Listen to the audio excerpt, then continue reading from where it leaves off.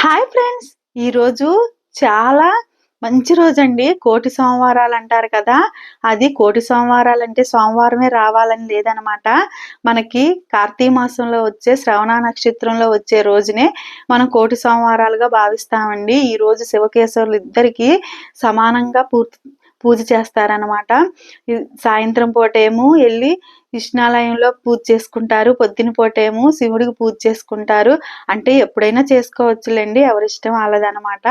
కానీ ఈ ఒక్క రోజు పూజ చేస్తే మనకి కోటి సోమవారాలు చేసినంత పుణ్యం దక్కుతుందంట. ఏమీ లేదండి, పొద్దున్నే లేసి తలస్నానం చేసి దేవుడికి ఒక దీపం పెట్టుకున్నా చాలనమాట. అంతేగాని ఇవాళ ఏదో చేసేసి ఆర్భాటాలు చేయటం కాదు.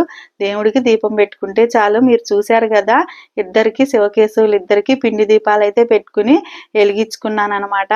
తులసమ్మని చూశారు కదా, తులసమ్మని చక్కగా కిందకి దించి పూజ చేసుకుంటున్నానండి. కూర్చుని పూజ చేసుకుంటే మనశ్శాంతిగా ఉంటుందని చెప్పి తులసమ్మకి, అలాగే మా చిన్న కృష్ణయ్య దగ్గర కూడా దీపం పెట్టుకున్నానమాట. ఈ రోజు కనుక మనం దీపారాధన చేసుకుంటే కోటి సోమవారాలు చేసిన పుణ్యం మనకి దక్కుతుంది. దీపం పెట్టుకుని నైవేద్యం పెట్టుకుంటే ఏదో పొండో పొలమో చాలండి, అదే మనకి మోక్షాన్ని కలిగిస్తుందనమాట. అంతేగాని మనమేమీ హడావిడి పడాల్సిన అవసరం లేదు. ఇంటి నిండా అయితే ధూపం వేసేసుకుని దీపం పెట్టుకుని తెల్లవారుజామునే లేచి ఇంట్లో పూజ అయితే చేసుకున్నానమాట. ఇంకా పిల్లల స్కూల్ కూడా 3 రోజులు అయిపోయినాయి కదా.